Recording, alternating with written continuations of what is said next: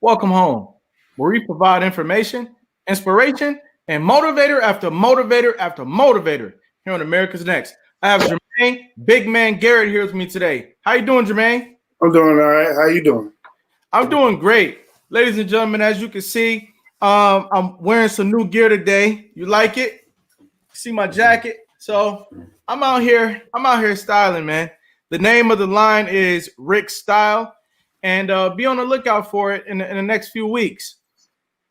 Bigman Garrett, huh? Yep, big man. That's what I'm big. And people don't know my name, they'd be like, "Hey, big man." So right. I kept rolling with it. say the people gave you that name, huh? Yeah, the people. My daddy named Man, and I'm bigger than him, so that's right. Big Man. And right. It seemed like everybody got somebody named Man in their family. Yeah, my daddy, that's his name, Man. Right. Yeah. Okay. I got Man, I got Little Man.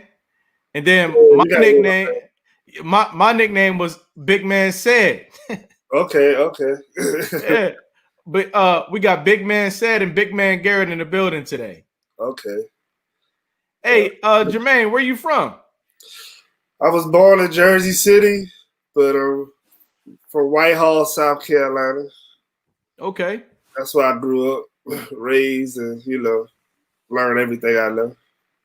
But I actually live in Savannah right now, Savannah, Georgia. So. Really? Yeah. Can you talk to us a little bit about what it was like for you growing up in South Carolina? I'm from a old country road, Whitehall, South Carolina, outside of Walterboro, in between Beaufort and Charleston, and bunch of family, grandparents. My dad, he owned the club.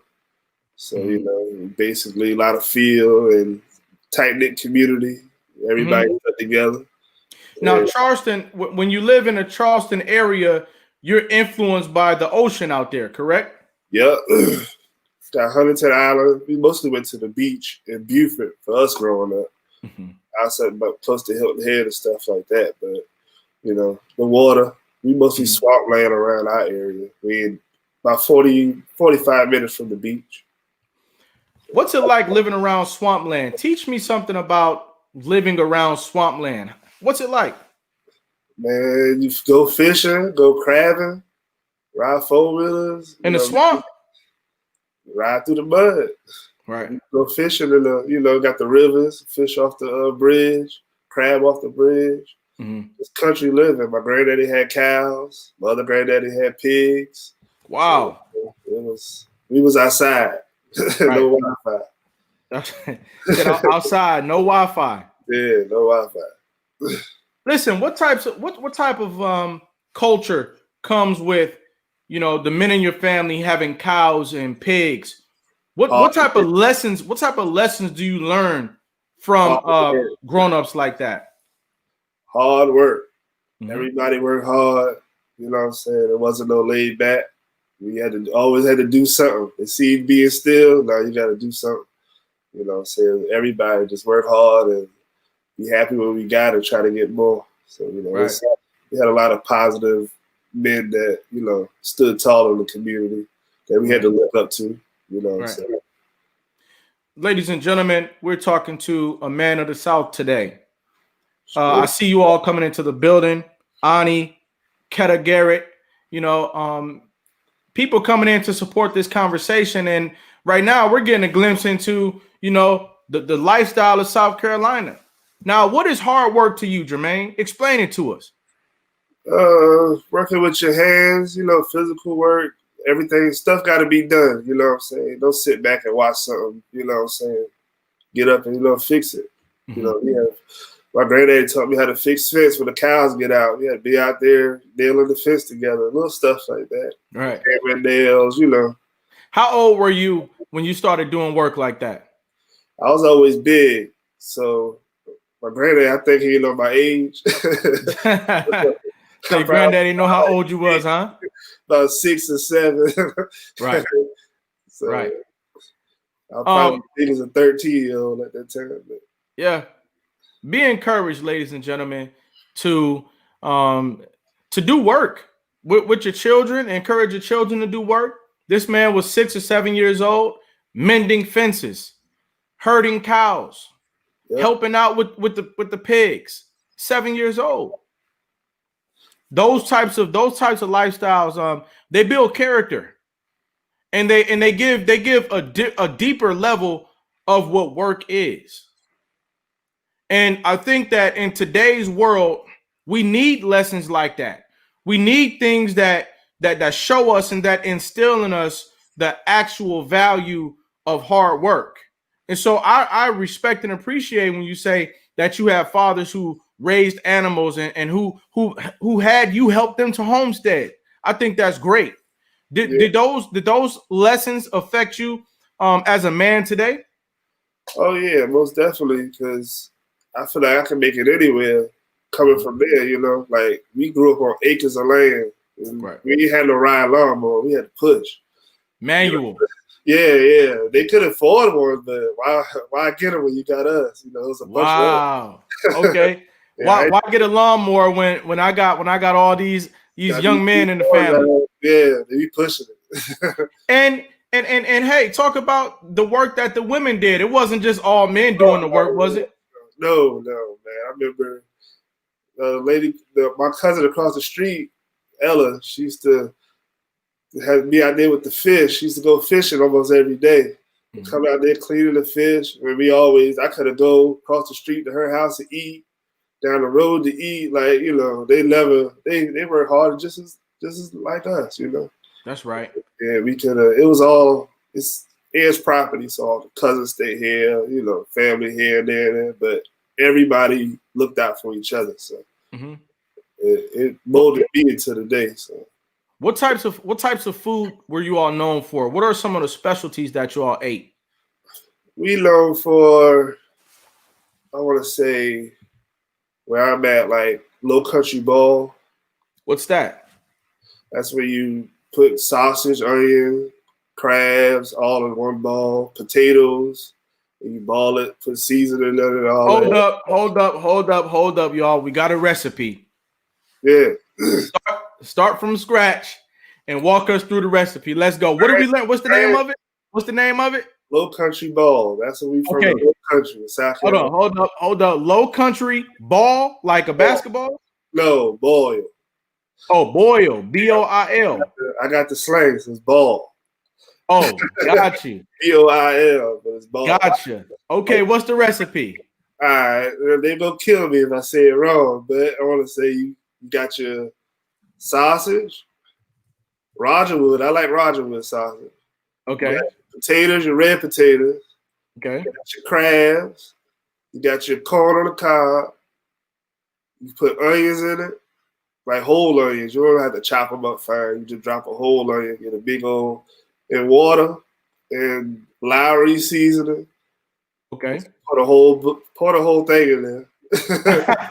Pour the whole thing in there, huh? And ball everything till it's done. And then you gotta have a table. Put a cover over it, and you gotta dump it on the table so everybody can eat.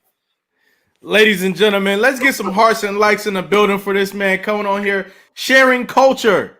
Yeah, no plates. Gotta eat it off the table. No plates. Hey, listen, y'all heard what he said to do with that Lawry's, right? Yeah, just pour the whole thing in there. The whole thing in there, right? Yeah, pour the whole thing in there. The hotter you can put like cayenne pepper. You know, my daddy sell beer, so he had the club next door. So he used to make it hot, and the guy across the street used to make it hot, so people would buy the beer. Right. Yeah. So I didn't really care for mine too spicy, but you know, after an insight into something like that, I got to know if you got one more for us. You got another recipe for us? What else do y'all eat down there? It's got to be one more thing.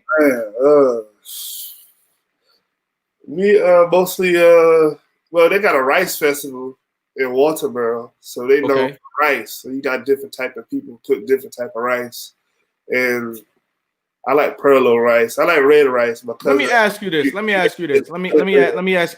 I got 3 letters for you, and then I want you to talk about them. All right, let's go. BBQ. What's up with it? Barbecue. Ketchup base. Ketchup base. Yeah, no vinegar base. South Carolina, they say they known for the mustard base, but that's up in the Midlands area. Okay. Ketchup base sauce. Okay. Around that.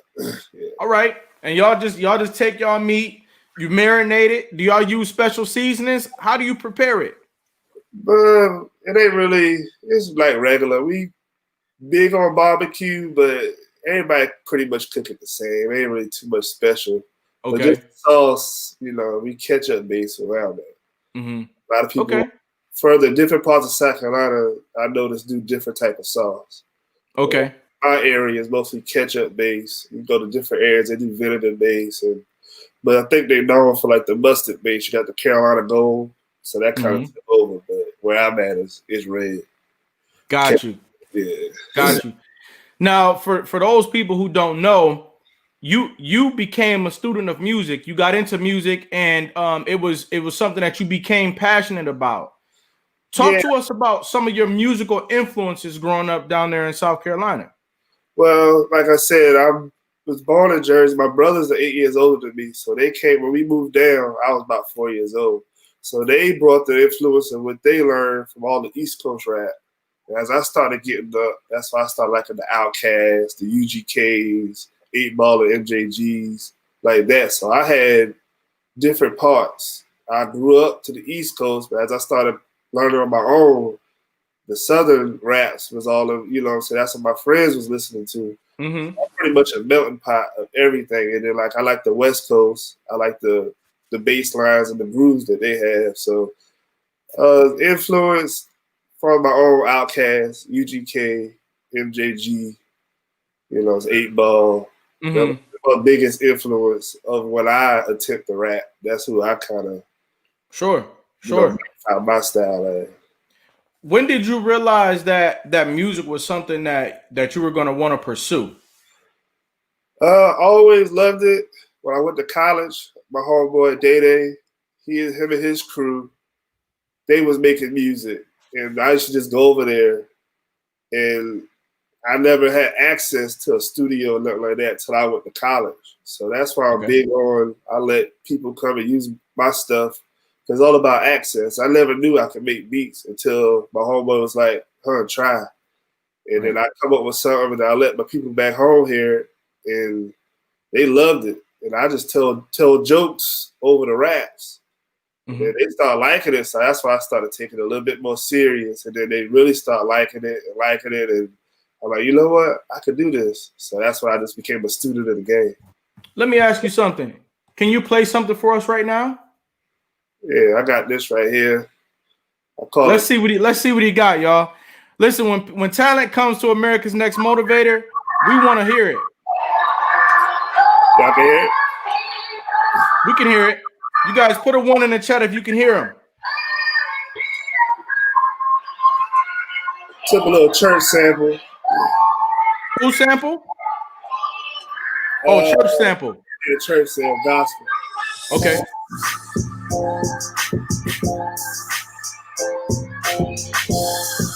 I played the keys on top of the sample. Oh, you played those keys?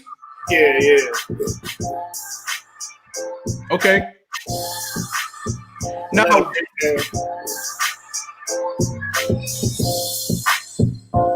say that was a breakdown? Yeah, that's when the rappers start rapping, you know what I'm saying? Okay. I ain't thinking nothing for it yet, so it's still okay.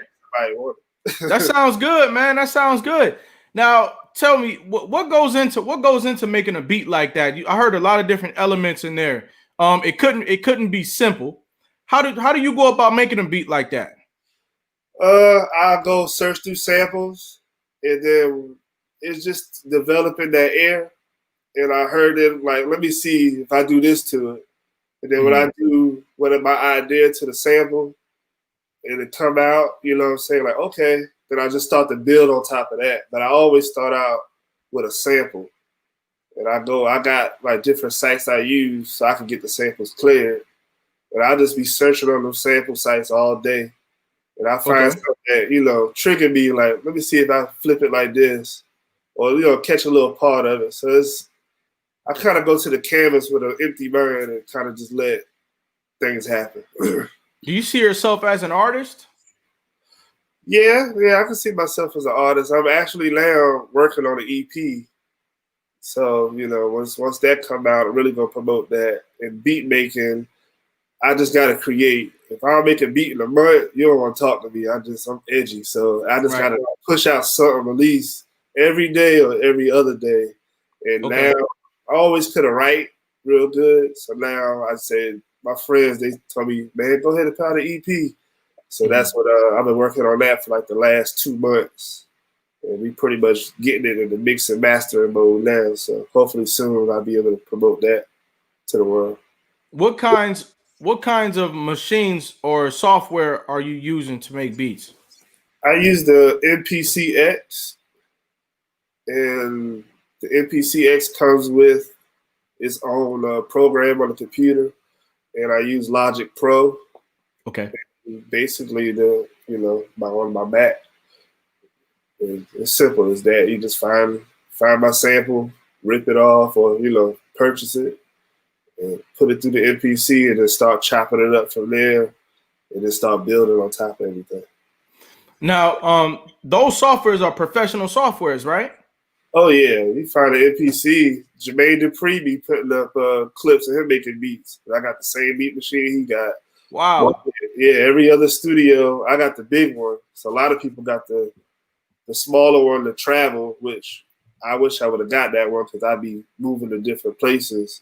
Mm-hmm. I got the one that you kind of don't move around. You're talking about an actual machine? Yeah, man. Let me plug it. Whoa. Yeah, man. So. Wow. That's a powerful machine right there. Oh yeah, it do everything. You could create a hit record with that machine right there. Yeah, plenty of them been created with it. I got some hits in here. I just got to get it to the right emails. Wow. Okay. For those people who might not know much about beat making in the music industry, that one machine right there is capable of millions of different sounds, millions of different potential songs. And so, he's really tapping into a large amount of possibilities in the music space. Now, what genre do you choose? Do you only choose rap, or do you do other genres as well? It's mostly all rap, some R&B. I did a rock and roll beat, but I liked it. But a lot of people, they want to hear that rap. They like my rap. That's right. Stuff, so. That's right. Let's talk about rap for a minute. What are your thoughts about the journey of rap? What do you think about where it was, let's say in the 90s, versus where it is today? I think it's different generations telling different stories. You know what I'm saying? Like back in the 90s, let's say the rappers we grew up on, the subject matter was, the subject matter was so different that these was 20-year-old kids. Biggie and the subject matter they was talking, they was like 19, 20 at the time. Mm-hmm. Now the kids 19, 20 today not living that type of rough lifestyle. So I'm thinking that, they rapping like kids because they are kids. But we grew up listening to rap, we was off the porch early.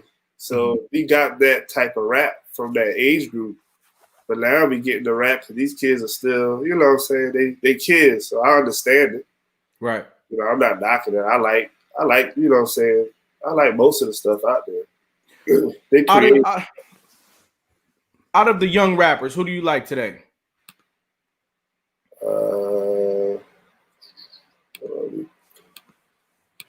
I like Maxo Cream out of Houston. Nice. Hey, Rose Q Hensley, we asked people to put a 1 in the chat if they could hear his music clearly because he played a beat a few minutes ago. The beat was popping. And so we asked people to put a 1 in if they can hear the beat clearly. So he might play something else for us before the episode is over. That's Rose Q Hensley. She's a regular visitor here on America's Next Motivator, part of the family. Hey, but yeah, okay, yeah. So okay, so you like Maxo Cream? Anybody else? Because Maxo Cream is more like he's kind of like a OG. Yeah, he got a story. I like his stories he be telling. A lot of people do the stories. Somebody else. What do you think about Little Baby? I like Little Baby. Little Baby. I like the way he come on a beat. He don't just, he find his different lane on different beats. And I like his creativity on that. But I really like the dude Toby out of Houston. I like a lot of Houston rappers. I like Toby too. Yeah, Toby dope. He comes off as very unorthodox. Actually, I played.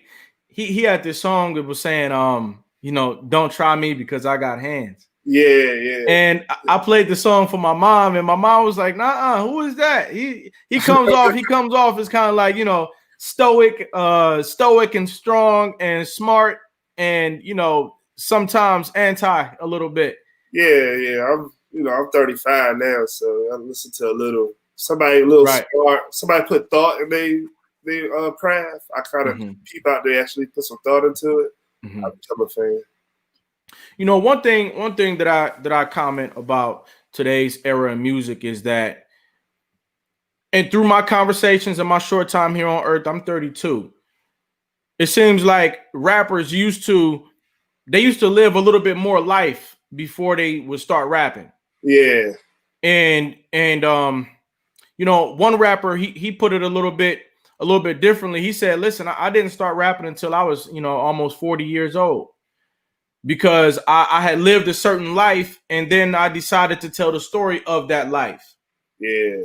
And the difference with a lot of young rappers is that they're either projecting a future which they're rapping about, or they're living life on the edge and talking about that. But the substantive journey sometimes is missing in younger artists. But it's still fun music to rock to. I'm not gonna sit here and act like I'm not enjoying it. I love all phases of hip hop and rap, including where we are today. I like it a lot. Yeah, I like it. Yeah, I listen to everything. So every Friday I'm on Apple Music trying to stay current with the sound. So I listen to everybody that come out. So what do you think about using real instruments in your music these days? I love it. I played the trumpet in 6th grade. I wish I would have kept it. Right. But I thought it was lame carrying around the instrument all day. I wish I would have been lame and learned all of instruments. That's right. Kendrick Lamar produced an album where the majority of the album was live music. Yeah, I heard that's the Pimp a Butterfly. Yes. Yeah, that's one of my favorites. Yes, and the thing about that album is it became an award-winning album that people now they dissect it in college classes. They dissect the instrumentation, the lyrics that he put on top of the instrumentation, and it's a modern day work of art. I think we need to reach back into that bag of putting real instruments into music. It makes a big difference. Yeah, that's why I sample. Right. I like the digital stuff. I can play, I know a little bit of the theory. I can play a little bit on top, but you don't get the same, somebody actually played those drums or that instrument in a certain room to give it a certain sound. So if I could take a snippet of that, you know what I'm saying, and kind of put it to my drums, I kind of get that same feel. So that's why I kind of choose more sampling. But I could get into it.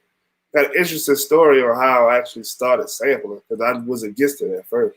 Go ahead, talk about it, because I want to bring up somebody, and I want to get your evaluation on that person as well. Go ahead.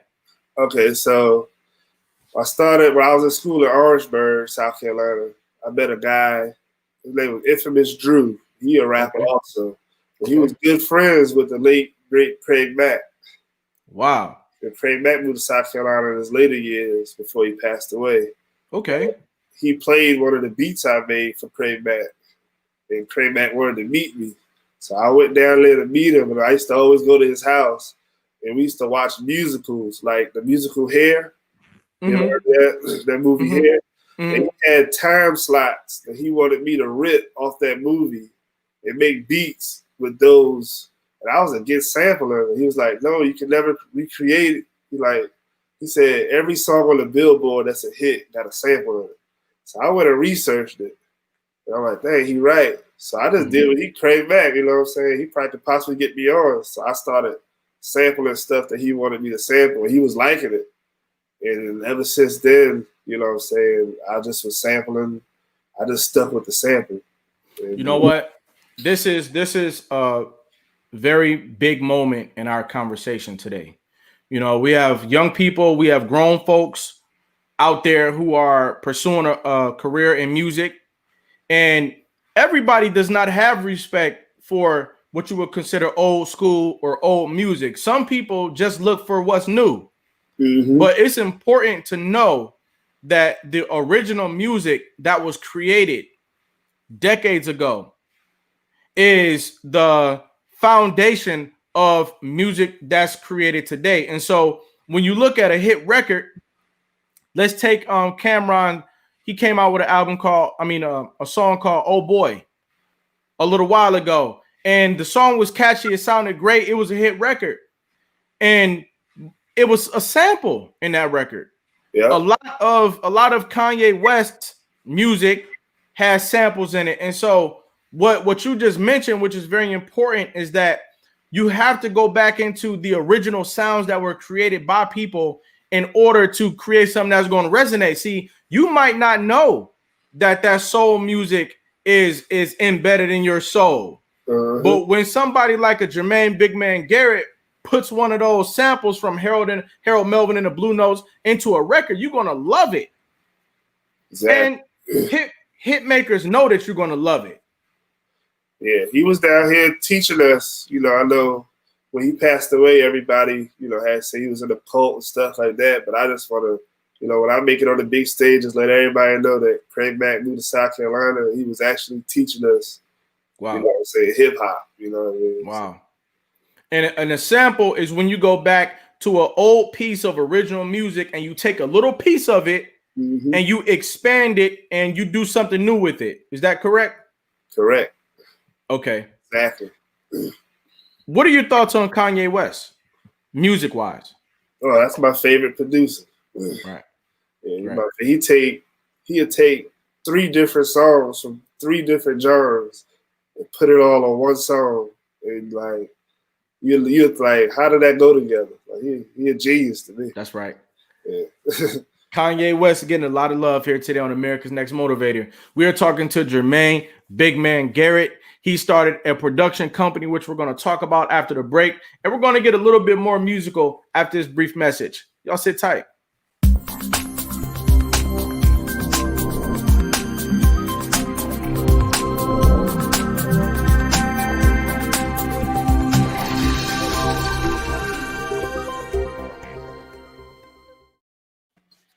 America's Next Motivator. Monday, Wednesday, and Friday at 5 p.m. Eastern. Tuesday and Thursday at 10 a.m. Eastern.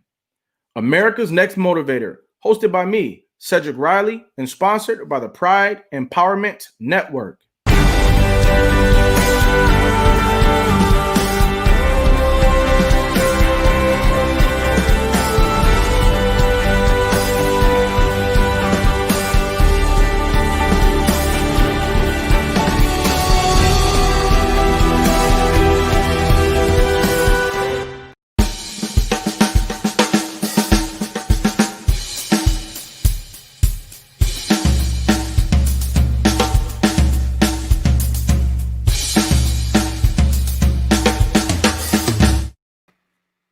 Jermaine, how you feeling out there? Oh, I'm doing great. All right. Now, some feedback. People looking at it live, texting me. People are in here. Hey, would you like to recognize anybody out there who's watching today? I know. I see my sis Keita popped up on the live. I see my wife popped up, Elena, on there, and a lot of guys want me to send them the link because we got a Clubhouse. We on Clubhouse, and they got a room that was scheduled for the day, but I told them, I said, I'll just sit up, I got something to do today. So they want me to send them the link so they could, watch it later. So. You know what, Jermaine? Let's talk about the value of support. A lot of times when you're pursuing a career in music, or especially hip hop, rap, you're creating beats. A lot of people, they say, listen, keep your day job. Your wife not gonna stick around for 3 years while you're working on your mixtape. Yeah. And you get all type of mixtape jokes. Hey, listen, girl, if he working on his mixtape, don't date him. He's still working on that mixtape, don't marry him. Talk about the value of support and the role that support has played in your journey. Man, I had support since day one on this music.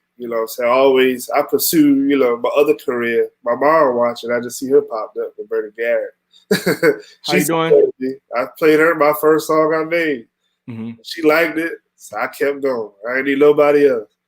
That's but right. My cousins, so they kept me going. Like if I don't make music or they'll hear it in a while, they get on me.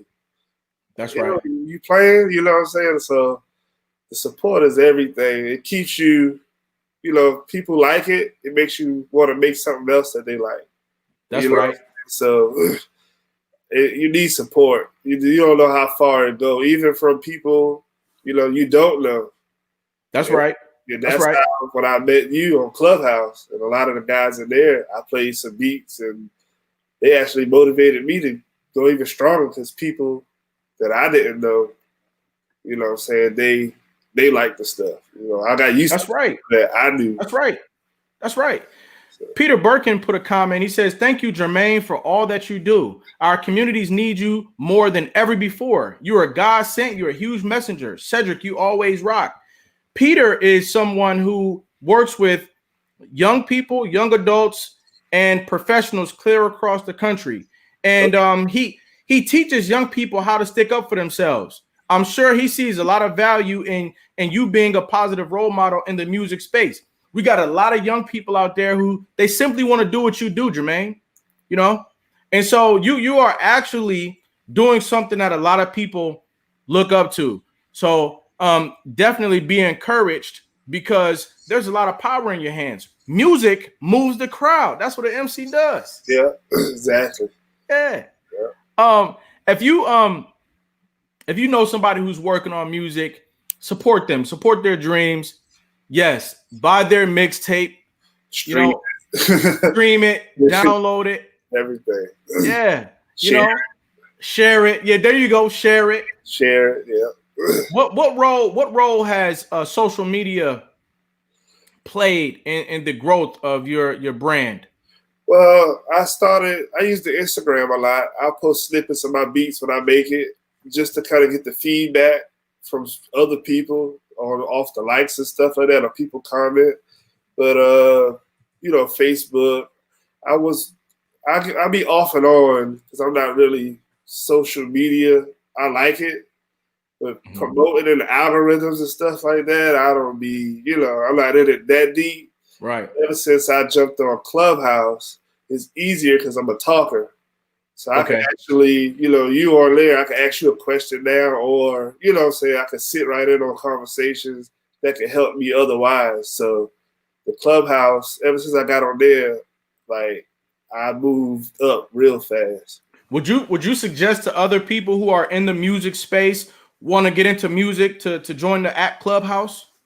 Yeah, it's a must add. I think the night that you see me on there, the rapper Nature from the Firm was in there, and I was talking to him. I actually sent him some beats. Okay. And like the next day, he had a room, and there was some other rappers and other people in the industry in there. And he actually told everybody in the room he had to do it. He was like, "Yo, Big Man got some tight beats." He sent me some beats the other day, such and such. And when he did that, kind of everything kind of just changed for me. That I'm actually people contacting me, for beats or helping me on the business side of things that I didn't know about. So he don't even know how much he did just by shouting it out. He don't even got to use none of the beats. Right. He shouted me out in a room full of heavyweights. Right. And people behind the scenes, like, that helped me out so much. So like right now, I'm working with a young lady that's helping me get all the business side done, because Okay. I kind of told her about Big Man Productions and stuff, and I'm just going into it blind, and she kind of helping me, like giving me a to-do list on this Right. what you need to do before you do this or do that. So I would have never got that information if I never spoke up on Clubhouse. So You know what? You bring up a good point. What is the business side of beat production, production in general, music, rap? What is the business side of it? it's really protecting your craft, protecting your beats. So you got you got to put metadata and stuff in your beats. So when you send it out, it always can track back to you. Whoa. Hold up. Let's pause. Yeah. We have Jamark Reynolds in the building. He's also a rapper and producer. He says, loving the content, very insightful.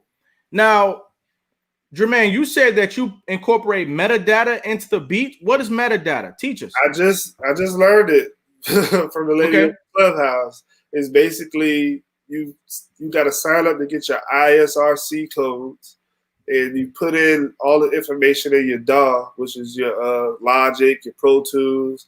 It's a spot on there where you can put in your code that's particularly dealt to you.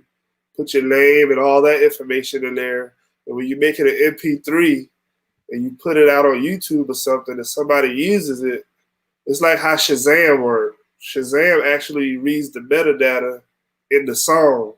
So it's like a script inside of the MPC. Whoa. So that's how Shazam works. We thinking it's listening to the song. It's actually listening to the metadata inside the file. You know what? This is another big aspect of music that we can benefit from unraveling today on the show. When you listen to music, there are potentially hidden scripts. Yep. Scripts in the music. Yep. It's inside the file. Can you explain that to us a little bit?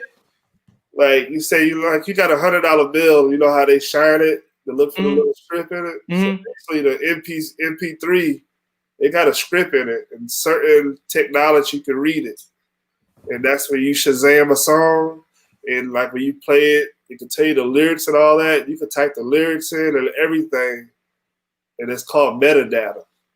And basically, you got a code that you could get, and it'll link back to you. So every time it's played on YouTube or somebody uses your beat off of YouTube, it all link back to you, and you can monetize from it. So that's the business side of protecting your craft, protecting your stuff, so you can always make money off of it. So my mind wants to go deeper into this right here, but I will move on. People who know me know that I don't really know too. I just learned this in the last 2 weeks, so I mean, right. I'm learning as well. Well, I've long known that music interacts with people on various levels. There are different layers in the music, like you just said, metadata. You've got metadata. You have potentially subliminal messages in the music. You have different frequencies of music, which make a huge difference. The frequency of music has changed over the course of years. That's why they say when I listen to music on a record, a 45 record, it sounds different. The sound quality is different than when I listen to music on the internet. So music is just a very intricate thing that I think is it's just a member of our life. It's a very important member of our life. Now, you said you founded a production company. What's the name of it? Well, Big Man Productions, trying to get it off the ground. Basically, I had different names for it, but I just decided to go with Big Man Productions. I had something called Tokyo Time because we was a day ahead. And I just wanted to get like different producers, what I'm saying, to all come together. And we just, crank out beats and try to get placements. And that's what I'm learning all the business side to see. And then when it's, makes sense to get it off the ground. Mm-hmm. Once I get, rub shoulders with the right people to guarantee placements or chance to get placements, then it'll make sense to, you make beats, join the team and, we can get placements on, make some money. So Wow. yeah, it's gonna be off the ground soon. So you find that Clubhouse is allowing you to interact with people who have teams and who are using products like metadata and tracking to convert a simple beat into a product that's now monetizable. Yep, exactly.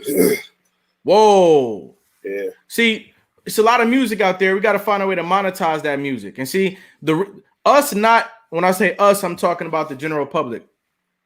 Us not knowing how to monetize our music is the reason why your partner wants to leave you when you just still working on your mixtape. You working on your mixtape, but you're not monetizing the mixtape. Yeah, you could, the people, as long as you got it out there the right way, it's Right. out there being played. You don't know where it's going to be played, when it's going to be played, but as long as it's tracking, it could be a year later, your song could be played in Sweden, or one of the guys said his song played for 45 seconds at the Panther Stadium. He got a check for $600. Wow, because he put metadata in it.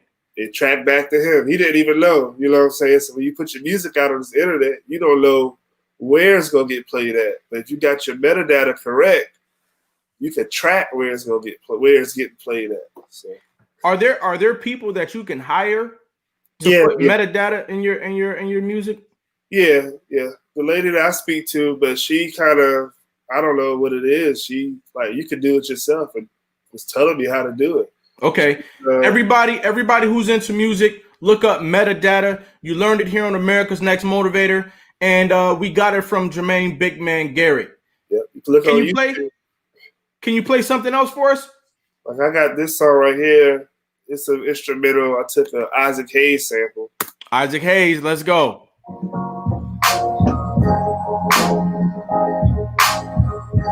Those little bells, I put that on top of the sample. Okay.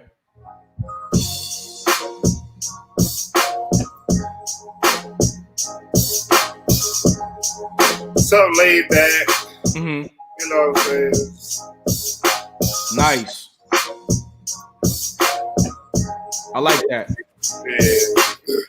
And I actually got it cleared off a site I use called TrackLib. And you could clear samples on the site. They had a Isaac Hayes little collection.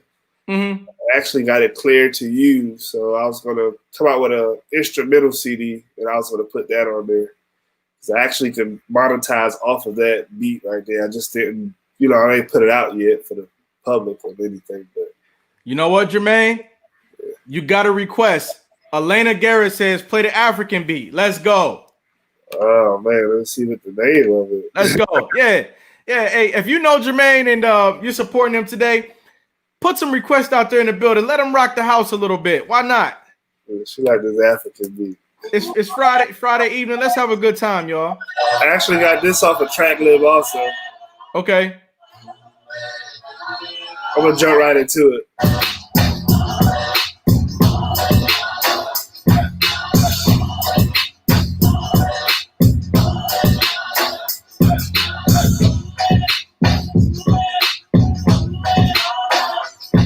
So that has a sample in it. Yeah. When I first went on there, I just heard that. I said, let me just repeat it. And I put the beat on top of it. And it's like I had like a club feel. I had a video you playing the drums and you dancing. Right. I had a whole vision. I got a whole vision for it, but I got some rhymes to it, but I didn't finish it yet. So. You know what? I feel like you're keeping rap music, you're keeping hip hop music alive, man. Yeah, that's know. Yeah, as long as I'm alive, that's what I'm gonna do. Ladies and gentlemen, put a what's up? Put some more fire in the building. If you love rap, if you love hip hop, put some more fire in the building so that we can show one another the love that we have for the craft that you're doing. We have 444,000 youth in a foster care system today. Many of those young people would like to make music. They want to rap. They want to make beats. Could you give any advice to young people who are growing up who want to learn how to do what you do? What starter kit can they go out there and look to put together? You can go and get Fruity Loops. It's a cheap program. You just put it on your computer. It got a lot of stock plugins and stuff you can use, and YouTube to teach you how to use it. You just start small. Don't worry about the big equipment. I didn't have all this when I started. You know what I'm saying? I build it slowly, block by block. You know what I'm saying? You just study how to make beats, and you can use Fruity Loop. It's a cheap program. And, you know what I'm saying, I think the MPC have a free program called MPC Beats. MPC Beats. Just go on the Akai Pro site, and I think you can download it for free. And all you need is a MIDI keyboard. You probably can get one of those for about $50 to $100. And you can just, you know what I'm saying, make beats from that. Okay. So if a young person is out there today, or anybody for that matter, and they want to get into the beat making career, and they just want to get started, they can get a MPC Beats program for free, possibly. It's on the Akai Pro, akaipro.com. Okay, akaipro.com. Yeah, akaipro.com. And I think you can download that program for free. And you just need a MIDI keyboard to hook to it, and you just got to learn it. You know, learn the program. And where would they get a mini keyboard from? See, right now, Jermaine, not only have you come on here and shared your story, but you are now influencing young people today and in the future who want to figure out how to get into music. So this is huge. Now, where can somebody find a mini keyboard if they want to get one for their child or for themselves? MIDI, MIDI. Oh, MIDI.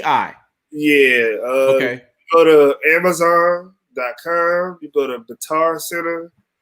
And, you know, a lot of the Guitar Center, Amazon will probably be your best bet. Just go to Amazon. And they got a ranger from, you know, they got the small ones. You can start off of that for about $50 to $100. And you just, you know, you learn how to do it before, you know, you can make a hit record off of that. You don't need Okay. Now, what program did you mention? You said Fruity Loops? Fruity Loops. How do you spell fruity? Pause. Like you said it. Frooty? No, U-I-T. Okay. Yeah. All right. Now, what is that? It's a beat making program that mostly all the big time producers now use. Okay. Joe Boomin, they all use that program. We kind of grew up, our generation grew up off of that program. I just switched to the MPC because I just always wanted to learn how to use it. And once I started using it, I liked it a little bit better than the Fruity Loop. Mm-hmm. We grew up off of Fruity Loops, and it's actually it's user friendly. So, okay. Now, for those people who might not know, Fruity Loops is not just something that is only for beginners. You got people like Soulja Boy, who use Fruity Loops to become a multi-millionaire. Yeah. And get this, it only takes one record to change your life. This is the magic that I want to remind our publics about music of today, is that we are full of music. You know, how many different musical arrangements are in your mind or in your heart and soul that you can hear that nobody else can hear?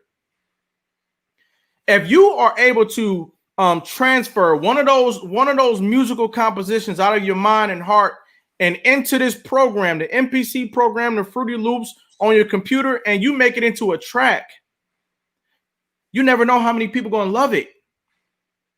We are full of joyous sounds. This is who we are. We are music. Look at your family. You'll find music in there somewhere. Look in your soul. Look at yourself. Look in the mirror. You'll find music in there somewhere. Music is our responsibility. Music is a part of our abundance. Music is a part of our wealth, our internal wealth. And all you've got to do when you want to make something out of nothing is create some music. Jermaine, what do you think about that? That's the language, universal language, music. That's right. It's the same pattern, 4 measure, 4 bars is over here, is over there. It's the same, you know, we talk it. Whatever we put in those measures, The same measures as here, West Coast, Europe, Africa. It's all got that 4. It's on the 4s, you know. So it's universal language. Hold up. You said that the number 4 is significant. Yep. Talk about the significance of the number 4. Go ahead. Science. You got a 4-bar. 1, 2, 3, 4. 1, 2, 3. So it's like, yeah, that's universal. And then, you know, people say 16 bars. That's just a multiple of 4. You know what I'm saying? So right. 4 is key in music. Everything on the 4. Then once you get advanced, you start putting it on 2 and the 4. Then you can, you know, it goes deeper. But 4 is the main number. Wow. Man, you just blew my mind with that. Yeah, man. The number 4, which is almost like a rhythm. Mm-hmm. And sometimes you can, what they call, syncopate that rhythm by putting a couple, you know, short beats in between. That's almost like in church or in choir when they use the tambourine. And sometimes in between the measure, they hit the tambourine twice. Yep, and they'll switch it up on the end and then start over again on the 4. You know what? You teaching today. Yeah. That's what we're doing here. Be reminded that this stuff, we know that soul music, gospel music, rock and roll, blues, hip hop, R&B, neo soul, you name it. It's become the biggest substance on planet Earth. We love it, we look for it, we pay for it, we bask in it, we enjoy it. And we're full of it. Full of music. So we want to encourage you to continue teaching, Jermaine, and encourage you to continue expressing yourself. We never know the greatness that is continuing to come out of your soul. Same thing for Jamark Reynolds, another gentleman out there creating music. For all our people out there creating music today, we want to say thank you. We respect your craft, we honor your craft, and we love your craft. I'm going to listen to some music tonight. You know, where can we find you on Instagram or Facebook if we want to get some beats from you? Facebook is Jermaine Bigman Garrett. And Instagram is @1bigman_productions.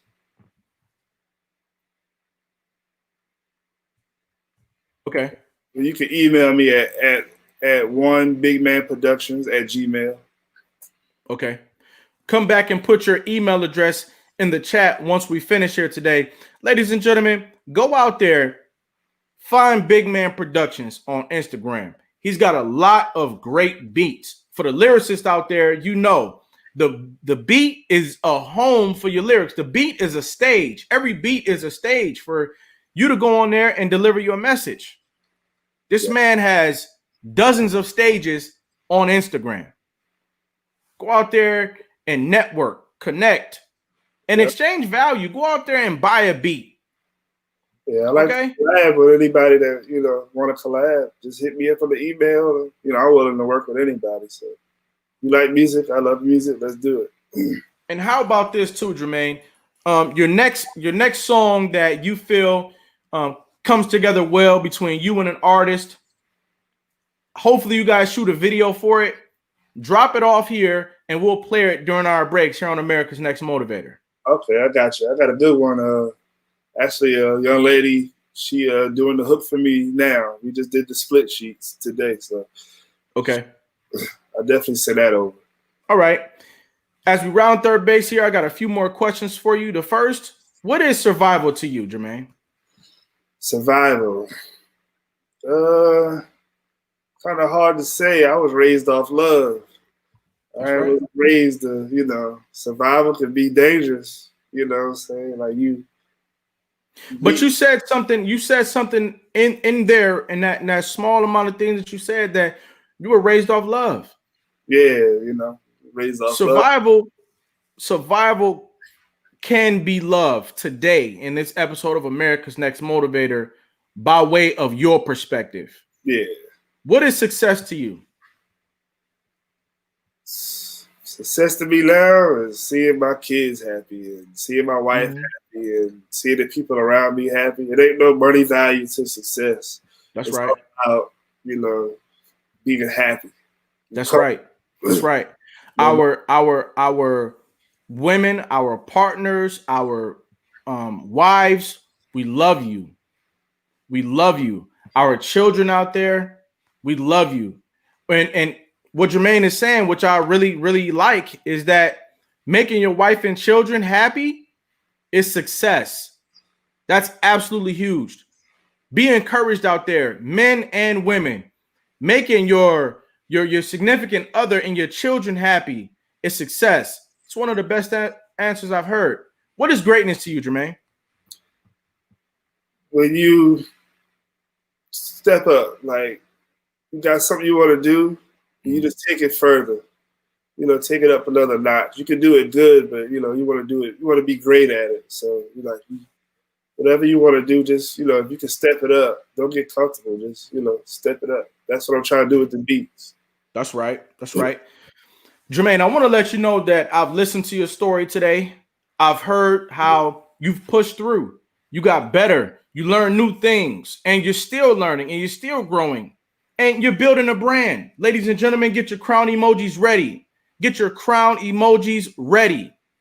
We are giving you your respect today while you're still alive to receive it, and we're giving you your crown today while you're still alive to receive it. We are letting you know. Let's get these crowns in the building, everybody. We are letting you know, letting the world know that you, Jermaine Bigman Garrett, are America's next motivator. Let's get it. Absolutely. Absolutely. Thanks for stopping by today, all right? Oh, appreciate this opportunity, man. For sure. Look, you got crowns coming into the building. Yeah, see. Appreciate all that. Giving you a crown today, man. Giving you a crown today. Thanks for stopping by today, all right? All right. Oh, hold on. Elena Garrett says, my king. That's right. That's the example.